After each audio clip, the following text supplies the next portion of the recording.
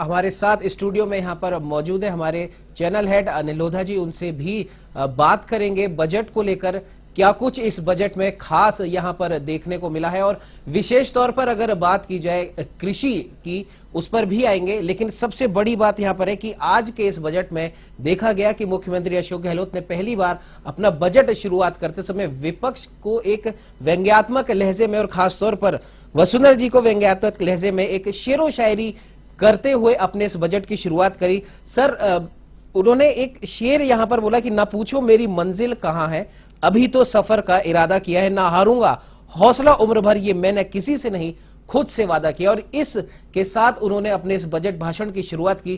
किस प्रकार से देखते हैं सर इसे? देखिए, मैं आपको याद दिला दूं दर्शकों को कि उन्होंने कहा है कि अभी तो मैंने इरादा किया सफर का। जो व्यक्ति तीसरी बार मुख्यमंत्री है और तीसरी बार मुख्यमंत्री के भी काल के 3 साल पूरे कर चुका है, वो कह रहा है मैंने अभी तो सफर का इरादा किया है। मतलब समझिए कि कितनी लंबी पारी खेलने की योजना और घोषणा और कामना है उनकी। उन्होंने खुद से वादा किया है जी। आप इसको अंडरस्टैंड करें कि वो कई बार पिछले कई दिनों से कह रहे हैं कि हम रिपीट करेंगे। राजस्थान में एक बार कांग्रेस आती है, एक बार बीजेपी आती है जी। फिर एक बार कांग्रेस आती है, फिर बीजेपी आती है। 5 चुनाव से चल रहा है। लेकिन आज उन्होंने ये कहा कि हमने इरादा किया है सफर का। तीसरी बार मुख्यमंत्री, 3 साल पूरे हो गए तीसरे कार्यकाल के, तब कह रहे हैं कि मैंने सफर का इरादा किया है। ये मामूली नहीं बात, ये शेर पढ़ना जी। और उन्होंने बजट भाषण का समापन भी शेर से किया और उन्होंने कहा कि हारे नहीं हम, न पांव थके न हारे हैं, और हमें बहुत कुछ करके गुजरना है। अभी ये उन्होंने तो शुरुआत और अंत ये वसुंधरा जी की स्टाइल थी बजट पेश करने की। और उन्होंने कहा भी कि अब तक आप पेश करती, आपसे सीखा मैंने तो ये इस तरह शेर शायरी से शुरू करना। तो धन्यवाद भी दिया। और मुख्यमंत्री की सबसे इंपॉर्टेंट बात ये थी कि उन्होंने प्रेस कॉन्फ्रेंस में भी कहा कि प्रदेश का कोई आम आदमी बजट का स्वागत करने से अपने आप को रोक नहीं सकता। विपक्षियों को सदन में कहा कि ताली बजाओ नहीं तो टोका टोकी तो करो। ऐसे क्या चुपचाप बैठो 3 घंटे से? आज वसुंधरा जी आई हैं इसलिए चुपचाप बैठो क्या अनुशासित होके? तो उन्होंने मजे भी लिए इस बात के। जो लैंडमार्क हैं इस बजट के, उसमें सबसे इंपॉर्टेंट जिसे मैं मानता हूं पूरे देश को दिशा देने वाला, भारत गांवों का देश है, कृषि प्रधान देश है, गांवों के रोजगार के लिए ये करो वो करो, सारी रामायण कई सालों से चल रही है। मनरेगा शुरू हुई, मनरेगा चली, लेकिन शहरी रोजगार गारंटी योजना, मैं इसे इस बजट का लैंडमार्क मानता हूं जी। पूरे देश को दिशा देने वाली बात है शहरी रोजगार गारंटी योजना। शहर में लूट खसोट मच रही है, शहर में चेन स्नैचिंग हो रही है, शहर में आत्महत्याएं हो रही है, शहर में युवा फ्रस्ट्रेटेड है, मध्यम वर्गीय परिवारों में निराशा छाई हुई है कोरोना के बाद। इसलिए अगर ये इंप्लीमेंट हो सकती है इन लेटर एंड स्पिरिट, तो पूरे देश को, मुख्यमंत्री जी को धन्यवाद देना चाहिए, अशोक गहलोत जी को, कि वो एक रास्ता दिखा रहे पूरे देश को जी। क्योंकि शहर के आदमी की तरफ तो मतलब बहुत कम ध्यान जाता है, मध्यम वर्गीय के प्रति और शहर के आदमी के प्रति। तो ये मैं आज के बजट का एक लैंडमार्क मानता हूं। दूसरा लैंडमार्क ये मानता हूं कि राजस्थान में कभी भी मुफ्त बिजली देने की घोषणा इस तरह नहीं की गई। पहली बार केजरीवाल जिस तरह दिल्ली में कर रहे हैं वैसा राजस्थान में किया गया। पंजाब में घोषणा करके आए केजरीवाल, हम इतने फ्री मुफ्त बिजली देंगे। तो 100 यूनिट वाले, यानी 100 यूनिट जिनका खर्चा है बिजली का जी, वो बहुत मिनिमम लेवल के लोग हैं, उनको 50 यूनिट फ्री, पूरी फ्री नहीं की इन्होंने, 50 यूनिट फ्री। तो एक तो यह कि बिजली की बचत करो, 100 यूनिट से कम रखो अपना जी, तो 50% आपको छूट मिल जाएगी, 50% बिजली फ्री। 150 यूनिट तक रख पाओ मान लो तो भी 3 रुपए पर यूनिट आपको अनुदान जी। तो ये बिजली की बचत भी होगी इससे, और लोगों को जो निचले दर्जे के लोग हैं, मध्यम लोअर मिडिल क्लास है, उसको राहत भी मिलेगी। बहुत लोग एक कमरे के मकान में रहते हैं, उनके लिए 100-150 यूनिट में पूरा काम चल जाता है जी। खास तौर पर जो नौजवान बच्चे पढ़ने आए हैं कोटा में या जयपुर में, कोचिंग क्लासेज में एक कमरा लेके 3-4 बच्चे रहते हैं, उनको बड़ी राहत मिलेगी इससे। और जो नौकरी करने के लिए अपने शहर को छोड़ के दूसरे शहर में जाते हैं, एक कमरे का मकान लेके रहते हैं, उन सबको राहत मिलने वाली जी, बशर्ते कि उनकी अपना अलग मीटर हो। अगर ज्वाइंट में होगा तो नहीं मिलेगी राहत जी। तीसरा, पर्यटन को उद्योग का दर्जा देना है, हॉस्पिटलिटी को उद्योग का दर्जा देना बहुत इंपॉर्टेंट बात है ये। इससे पर्यटन उद्योग की दशा और दिशा दोनों बदल जाएगी, क्योंकि राजस्थान पधारो हमारे देश स्लोगन के साथ चलता है। राजस्थान में पर्यटन की विपुल संभावना है। कोरोना काल में पर्यटन काफी नीचे चला गया हमारा, उसको ऊपर उठाने के साथ साथ लंबे समय से मांग थी उद्योगों का दर्जा मिलने के बाद बैंक लोन में, अनुदान में, टैक्सेशन में, कई जगह कई तरह की लैंड अलॉटमेंट में कई तरह की सुविधाएं मिलती हैं। इसलिए ये वेलकम किया जाना चाहिए पर्यटन उद्योग वालों की तरफ से कि निश्चित तौर पे एक बड़ी समस्या उनकी हल की गई। कई बार बात उठती है कि बजट में घोषणा तो कर दी जाती है लेकिन बेरोजगार वहीं के वहीं रह जाते हैं। अभी कुछ दिनों से हम आंदोलन भी यहां पर देख रहे हैं। क्या लगता है आपको कि अगर ये योजना इंप्लीमेंट होती है, जैसे कि आपने भी बताया कि अपने आप में एक लैंडमार्क ये साबित हो सकती है, तो कितना लाभ ये हमारे इस प्रदेश को ये योजना दे सकती है? देखो, ये मैं इससे बेहतर बुनियादी सवाल पे आता हूं जी। ये जो बजट है, इस बजट पे दो सवाल खड़े किए हैं विपक्ष ने। एक तो ये कि पैसा नहीं है सरकार के पास, थोथी घोषणाएं कर दी, बजट की घोषणाओं को क्रियान्वित नहीं कर सकेगा। अभी अभी मैं गुलाब चंद कटारिया को सुन रहा था और सतीश पूनिया को सुन रहा, प्रेस कॉन्फ्रेंस में उन्होंने ये शंका जाहिर की। आंकड़ों के हवाले से उन्होंने कहा भी कि पैसा ही नहीं है तो करेंगे कैसे। ये जो बजट में जितनी घोषणाएं की गई, एक बार तो यूं चकित कर देने वाली इसलिए कि यार इतना पैसा है क्या राजस्थान के पास, सरकार के पास, कि ये सब कर सकती है। पर चूंकि चुनाव में 2 साल रह गए, अगर नहीं कर सकते होते तो ये मुख्यमंत्री ऐसे नहीं है कि थोथी घोषणाएं करते, क्योंकि लगभग 1.25 साल बाद चुनाव में जाना है। एक बात तो ये जी, ये आज उन्होंने ऐसा बजट दिया है कि जिस चीज का वो आज शिलान्यास करें उसका उद्घाटन कर सकें आचार संहिता लगने से पहले। ये बजट ऐसा चुनावी बजट ये है जी। अगला बजट चुनावी बजट नहीं होगा 2023 में जो आएगा, उसमें तो आरोप भी लग सकते हैं कि चुनावी बजट है, चुनाव का साल है जी। तो उन्होंने इंप्लीमेंटेशन का लाभ पहुंचते पहुंचते आदमी के राहत महसूस करते करते साल सवा साल गुजर जाएगा और आदमी फील गुड करने लगेगा, ऐसा उन्होंने टाइम दिया है इस बजट को। लेकिन सवाल इस बात का है, 2 बातें में बुनियादी सवाल है, क्या राज्य के पास इतने आर्थिक संसाधन, वित्तीय संसाधन जुट जाएंगे, एक। दूसरी बात, जो नौकरशाही का वर्तमान ढांचा है राजस्थान सरकार का, जिस तरह के आईएएस हैं, जितना स्ट्रक्चर है इस वक्त, कितने पद खाली पड़े, क्या ये नौकरशाही इतनी भारी भरकम योजनाओं का, बजट घोषणाओं का बोझ उठाने में और उनको क्रियान्वित करने में सक्षम है क्या? ये आत्मनिरीक्षण करना पड़ेगा जी। क्योंकि मुख्यमंत्री वित्त मंत्री भी हैं, गृह मंत्री भी हैं, उनके पास बहुत काम है। उनके सीएमओ में अगर जब तक बजट घोषणाओं को की क्रियान्विति के लिए अलग से सेल नहीं बनाया उन्होंने और रेगुलर मॉनिटरिंग नहीं की, 1 साल में ये इतनी सारी घोषणाओं का जमीन पर उतर पाना मुझे संभव नहीं लग रहा। जब तक कि इसके लिए स्पेशल कोई वो अपना राज्य मंत्री भी एक बना ले मुख्यमंत्री कार्यालय का और वो इस काम को देखता रहे, मॉनिटर करता रहे और मुख्यमंत्री कार्यालय में अलग से सेल बनाए, तब जाकर ये सब कुछ संभव हो पाएगा, ऐसा मुझे लगता है जी। ब्यूरोक्रेसी की वर्तमान स्थिति मुझे ऐसी नहीं लगती कि इतनी भारी भरकम बजट घोषणाओं को क्रियान्वित करने में सक्षम हो, मुझे नहीं लग रहा जी। ये मुख्यमंत्री जी को रिव्यू करना पड़ेगा, रिवाइज करना पड़ेगा। घोषणाएं बहुत अच्छी हैं, धरती पर स्वर्ग उतारने जैसी बातें हैं, लेकिन वो स्वर्ग उतारने के लिए जो वाहक हैं, ध्वजवाहक हैं, वो क्या उनके पास हैं? और उनकी पार्टी के कार्यकर्ता और उनकी पार्टी के जो मनोनीत पदाधिकारी, पदों पे, बोर्डों पे, निगम में आए हुए लोग, मंत्री, विधायक, सब क्या इस बात के लिए तैयार हैं कि इन सब घोषणाओं को अमली जामा पहनाया जा सके?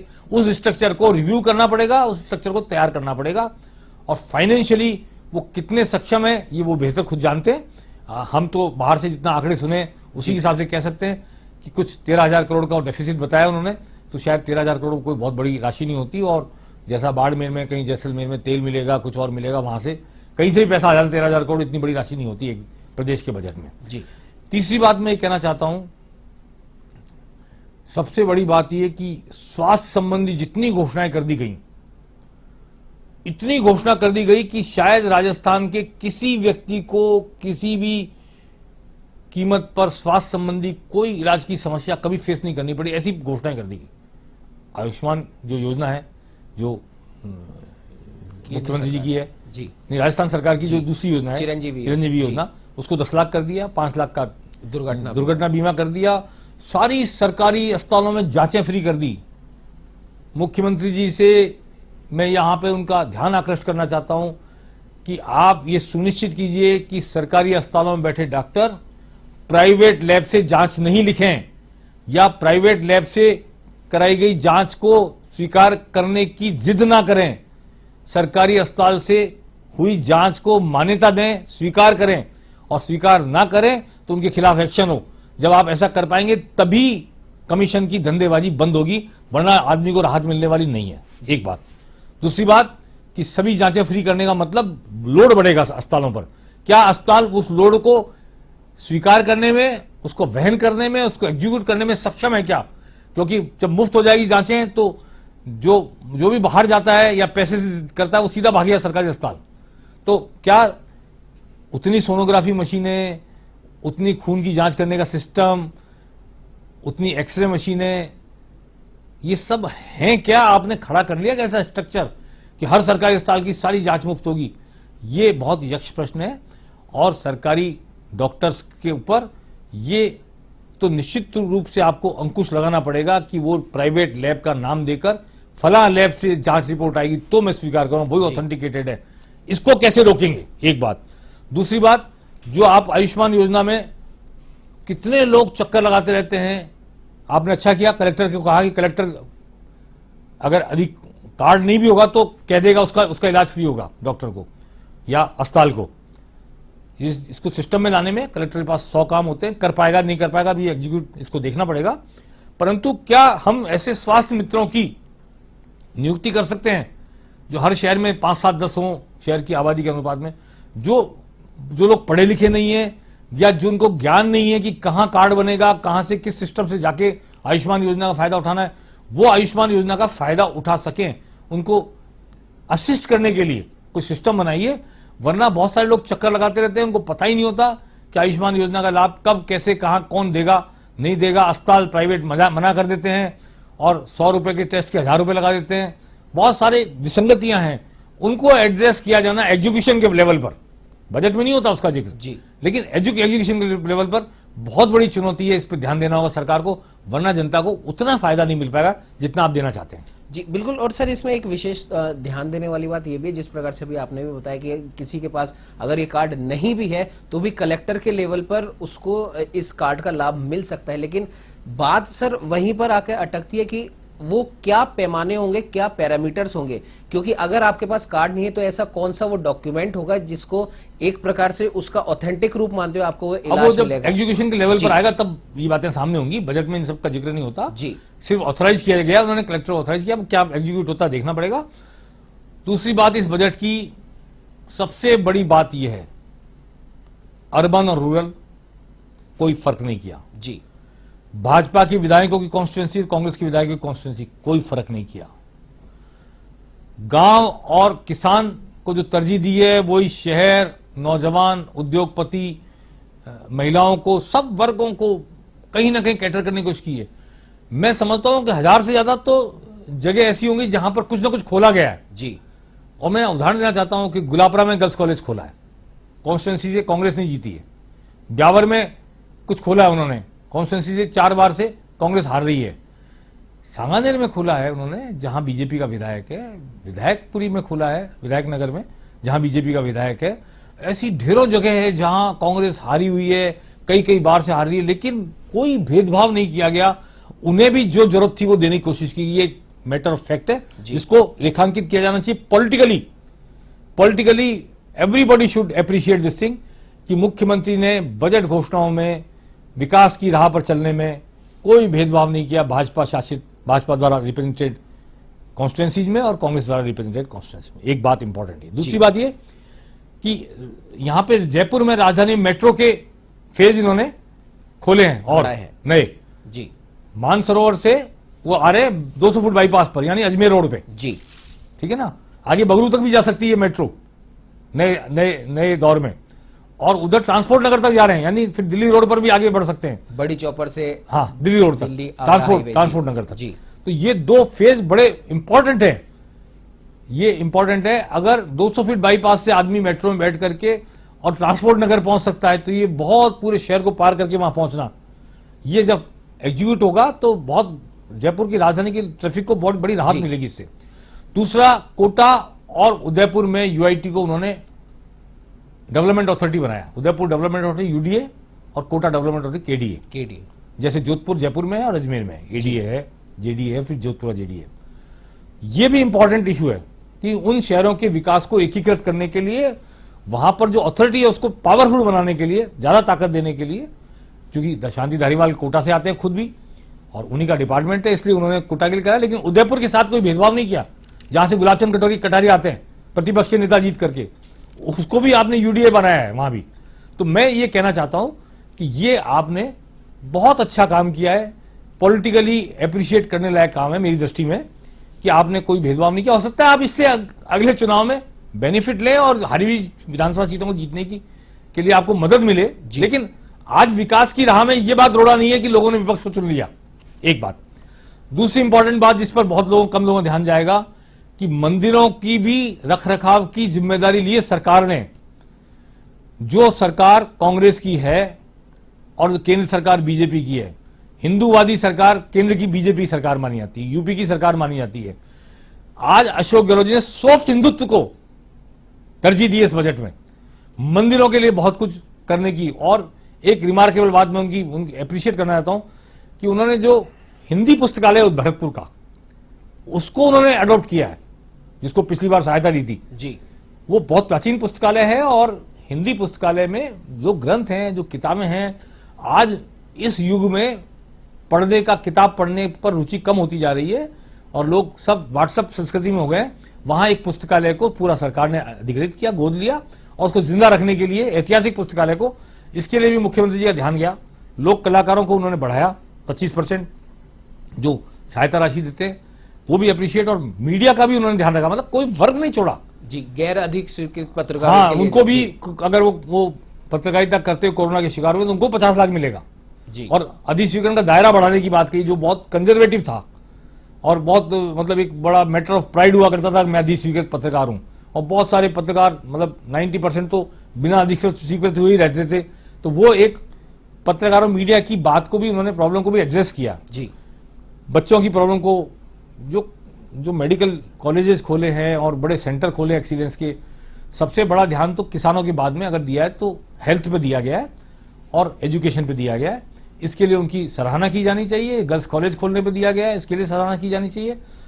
अब अगर एग्जीक्यूट नहीं कर पाते तो जवाब उन्हीं को देना, जनता को जी। ये सवाल हम अभी खड़ा नहीं कर सकते, बिल्कुल, क्योंकि आज तो उन्होंने घोषणा की है, बजट पास होगा, उसके बाद एग्जीक्यूशन शुरू होगा। लेकिन ये बहुत बड़ी चुनौती होगी, इतनी सारी घोषणाओं को इम्प्लीमेंट करना, धरती तक, धरातल पर लाना और धरातल पर लाकर उसका वास्तविक लाभ जनता तक पहुंचाना। एक आधुनिक युग में भी उन्होंने कहीं ना कहीं प्रवेश करा है। डिजिटलाइजेशन की उन्होंने यहाँ पर बात करी है, वर्क फ्रॉम होम कल्चर को उन्होंने आगे बढ़ाया। वर्क फ्रॉम होम महिलाओं को, जी, महिलाओं को दे रहे ना जी, घर पर मोबाइल, रोजगार, मैंने घर से रोजगार करने वाली महिलाओं को सहायता जी। ये बहुत बड़ी वर्क फ्रॉम होम, मतलब एक नया कंसेप्ट है ये भी है जी, कि महिलाएं घर से काम करके अपने परिवार की आमदनी में इजाफा कर रही हैं, परिवार को स्वावलंबन की ओर ले जा रही हैं। उन महिलाओं के लिए उन्होंने एक मोबाइल, व्हाट्सएप पे एक इंटरनेट कनेक्टिविटी देने की बात कही है जी, ताकि वो सारे ऐप का उपयोग कर सकें, सरकारी योजनाओं का इस्तेमाल कर सकें। ये भी मेरे ख्याल से लाखों में ऐसी महिलाओं की संख्या शायद जी, या 1 करोड़ ऐसा कुछ बोला था उन्होंने जी। ये बहुत बड़ा काम हो जाएगा प्रदेश में महिला जागृति के लिए भी, और इससे जो पारिवारिक हिंसा है वो भी रुकेगी, और कोई जो दूसरे तरह के दुर्व्यवहार करते हैं महिलाओं से वो भी रुकेंगे इससे, इस ऐप के इस्तेमाल से। अगर इंटरनेट कनेक्टिविटी महिलाओं को मिल जाती है जी, प्लस वो सरकार की विकास योजनाओं की जानकारी ले सकेंगी इंटरनेट कनेक्टिविटी से, तो ये जो पढ़ी लिखी युवतियां हैं और महिला शक्ति है जो घर में रह जाती है, बाहर नहीं निकल पाती, वो घर रहकर भी प्रदेश के विकास में कैसे योगदान दे सकती है, परिवार के संचालन में कैसे योगदान दे, इसका एक रास्ता उन्होंने दिखाया जी। बिल्कुल सर, और अगर एक विशेष एक बात यहाँ पर ये भी ध्यान देने वाली है, हर घर जल या फिर जल जीवन मिशन की भी मुख्यमंत्री जी ने बात करी, और एक विशेष उन्होंने बात यहाँ पर नोट भी करवाई है ईस्टर्न राजस्थान कैनाल प्रोजेक्ट की अगर बात करें, जो कि बार बार मुख्यमंत्री जी कई मौकों पर बोल चुके हैं कि हम केंद्र सरकार को बोलते हैं, लेकिन अब उन्होंने इसे खुद अपने हाथों में ले लिया है। 13 जिलों को ये योजना लाभान्वित करती है और करीब 9,600 करोड़ रुपए का इसके तहत बजट भी आवंटित किया गया। इसे कैसे देखते हैं सर? देखिए, ईस्टर्न कैनाल प्रोजेक्ट जैसे इंदिरा गांधी नहर ने राजस्थान की, पश्चिमी राजस्थान की तस्वीर बदल दी और तकदीर बदल दी जी, ऐसे भरतपुर, करौली, इन सब जिलों की तस्वीर और तकदीर दोनों बदलने वाली है ईस्टर्न कैनाल से। केंद्र सरकार ने कई बार मांग किए जाने के बावजूद इस बात को नहीं माना और उसको नेशनल प्रोजेक्ट नहीं माना, जबकि जल संसाधन मंत्री राजस्थान के हैं, फिर भी ऐसा नहीं हो पाया। तो ईस्टर्न कैनाल प्रोजेक्ट का मतलब ये जो जिले हैं ईस्टर्न राजस्थान के, इनमें पीने के पानी, सिंचाई के पानी और हर तरह की खेती, उत्पादन, सब तरह की सहूलियत मिलने वाली है। बहुत तस्वीर बदल जाएगी राजस्थान की, इसलिए मुख्यमंत्री जी ने केंद्र सरकार की अनदेखी के बावजूद इसको अडॉप्ट किया है और ये राजस्थान की बुनियादी ढांचे को बदलने वाली एक बड़ी महत्वाकांक्षी योजनाओं में से एक है जी। इसलिए इसको, उसके लिए उन्होंने निगम भी बना दिया, ईस्टर्न कैनाल निगम। ये बहुत बड़ी बात है और ये अगर जैसे डांग विकास बोर्ड है, दूसरे विकास बोर्ड है पर्टिकुलर, उनमें क्या होता है कि अगर आप टारगेटेड कोई चीज बनाते हो और उसका टारगेट होता है तो फिर इंटेंसिव काम हो पाता है। इंटेंसिव काम से वहीं पे टारगेट पे जाकर के सब चीजें जाके लगती हैं और वो टारगेट जल्दी अचीव होता है। जल्दी अचीव होता है जी।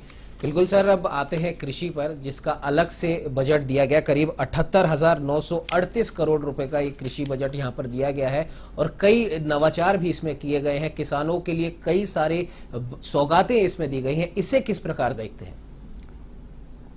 देखिए, एक तो प्राकृतिक खेती पर बहुत योगदान दिया, बहुत ध्यान दिया गया और बीज, अच्छे बीज मिले किसानों को, इस पर ध्यान दिया गया और जो ऊर्जा आधारित प्रकाश, सौर ऊर्जा से संचालित पंप हैं सिंचाई के, उन पर भी बड़ा योगदान दिया गया है, ध्यान रखा गया है। इसलिए कृषि बजट रख के उन्होंने अलग से एक तो रेखांकित कर दिया इस बात को कि सरकार का जो इंटेंशन है जी, वो किसानों को स्पेशल राहत पहुंचाने का। अन्नदाता को उन्होंने सलाम किया, जय जवान जय किसान, तो जय किसान कर दिया उन्होंने। दुग्ध पालकों को जो 2 रुपए प्रति लीटर का बोनस दे रहे थे वो 5 रुपए कर दिया। डेयरी, राजस्थान डेयरी को उन्होंने जबरदस्त एक तरह से बूस्ट दे दिया इस बात से। और ये जो प्राइवेट डेयरी आ रही हैं जितनी, उनसे हतोत्साहित होकर सरस डेयरी को लोग अपना दूध दें, 5 रुपए प्रति लीटर बोनस प्राप्त करें मुख्यमंत्री से। और इससे जो श्वेत क्रांति जो हमने शुरू की है, बीजी कुरियन ने शुरू की थी, वो हमारे राजस्थान में भी सरस के माध्यम से इंप्लीमेंट हो रही है।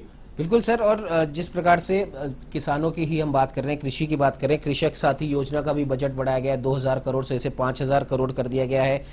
2,000 करोड़ सूक्ष्म सिंचाई मिशन के लिए दिए गए हैं, जैविक खेती के लिए दिए गए हैं, सोलर पंप, जो बात की जा रही है राजस्थान एक सोलर क्रांति राजस्थान में आ सकती है, उसके लिए भी इस बजट में प्रावधान किया गया है। क्या कहना चाहेंगे सर? नहीं, सोलर क्रांति, राजस्थान में इतनी धूप आती है जी, इतनी जबरदस्त, रेगिस्तान में तो गर्मी होती है जबरदस्त, तो वो तो विंड एनर्जी और सोलर एनर्जी अल्टीमेटली तो आपको इन पे जाना ही पड़ेगा जी, एक बात। और दूसरा, उन्होंने पेट्रोकेमिकल का जो हब बनाया है इथेनॉल को लेकर, वहां पे बाड़मेर जैसलमेर में जी, और वहां पे वो chemical based, petrochemical based industry लगेंगी, उसके लिए विशेष छूट दी है।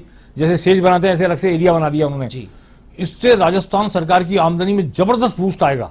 मैं ये, रोजगार तो मिलेगा ही, कोई ऐसी बात नहीं है, इन्वेस्टर उत्साहित होंगे, राजस्थान में आएंगे, क्योंकि पेट्रोल, गैस और ऑयल की जो बहुतायत वहां भंडार है, उसको देखते प्राकृतिक संसाधनों के दोहन करने के इच्छुक इन्वेस्टर्स आएंगे। बिल्कुल सर, यानी कि कुल मिलाकर अगर देखा जाए राजस्थान के इस बजट को, जैसे कहा भी जा रहा था उम्मीदों का बजट है, और खुद आपने भी बताया कि मुख्यमंत्री ने अपनी प्रेस वार्ता में भी कहा कि ऐसा कोई व्यक्ति नहीं होगा जो इस बजट की तारीफ नहीं करना चाहेगा, यानी कि हर एक वर्ग को यहाँ पर साधने की कोशिश की गई है। यहाँ मैं, सतीश पूनिया ने कह दी जी वो बात, हालांकि मेरे मन में भी आई थी, लेकिन चूंकि पहले प्रेस कॉन्फ्रेंस में कह चुके, मैं उसको दोहराना चाहता हूं कि इस बजट से ऐसा लग रहा है जैसे कल विधानसभा भंग करेंगे, परसों चुनाव करा देंगे, उनकी आशंका है ये जी।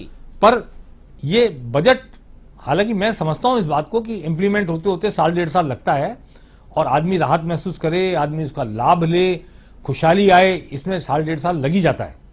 फिर भी अपेरेंटली एक बार बजट सुन के पॉलिटिकल विश्लेषक होने के नाते मुझे लगा कहीं गुजरात के साथ राजस्थान में चुनाव कराने तो नहीं जा रहे हैं मुख्यमंत्री जी, विधानसभा चुनाव।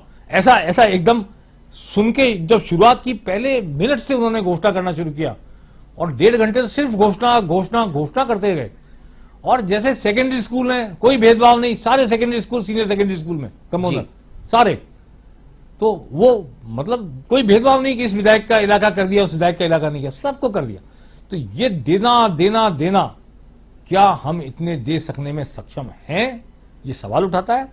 फिर हम इतना सब कुछ दे रहे हैं, चुनाव में भी 5-2 साल बाकी है, तो क्या हम इसी साल चुनाव कराने जा रहे हैं? ये मन में एक सहज भ्रम कहें, वहम कहें, एक आता है कि कहीं ऐसा तो नहीं कि मुख्यमंत्री जी, और फिर मुख्यमंत्री ने साफ संकेत कर दिया, न पैर थके हैं और न वो हारे हैं, अभी यात्रा शुरू की है, यात्रा का इरादा है उनका जी।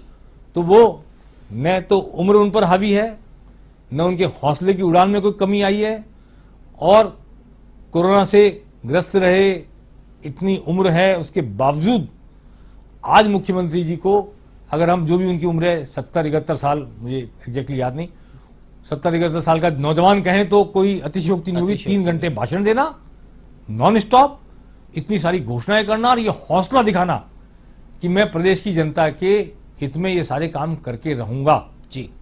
और मैंने अभी हार नहीं मानी है, मेरे पैर थके नहीं है और मैंने तो अभी सफर का इरादा किया है जी। ये बहुत संकेत है, बहुत बड़ा राजनीतिक संकेत है जी बिल्कुल सर। एक आखिरी सवाल यहाँ पर है, जिस प्रकार से हम बार बार इसमें चर्चा भी कर रहे हैं कि लगभग हर वर्ग को यहाँ पर साधने की कोशिश की गई है, क्या किसान, क्या जवान, महिलाएं, बेरोजगार, बच्चे, संविदा कर्मी और यहाँ तक कि जो लोग रिटायर्ड भी हो चुके हैं अपनी अपनी सर्विस से, हर एक वर्ग को कुछ ना कुछ राहत देने की यहाँ पर कोशिश की गई है। जवानों के लिए या जो वीरगति को प्राप्त कर चुके हैं उनके लिए एक सैनिक कल्याण बोर्ड का गठन किया गया है, जो बोर्ड तो ऑलरेडी है जी। उसका यहाँ पे जयपुर में एक दफ्तर बना के और वीरांगनाओं को कैसे फैसिलिटेट करें उसके लिए एक अलग से बोर्ड बनाएंगे, यहाँ पे दफ्तर बनाएंगे, कुछ करेंगे जी। बोर्ड तो ऑलरेडी सैनिक कल्याण बोर्ड है, लेकिन ये एक इंपॉर्टेंट बात और रह जाएगी कि जो पेंशन स्कीम की घोषणा की है उन्होंने 2004 से नियुक्ति प्राप्त, जिनकी 2004 में के बाद नियुक्ति हुई है, उन सरकारी कर्मचारियों को ये कहते हुए कि सरकारी कर्मचारी को बुढ़ापे की चिंता सताती रहती है जी।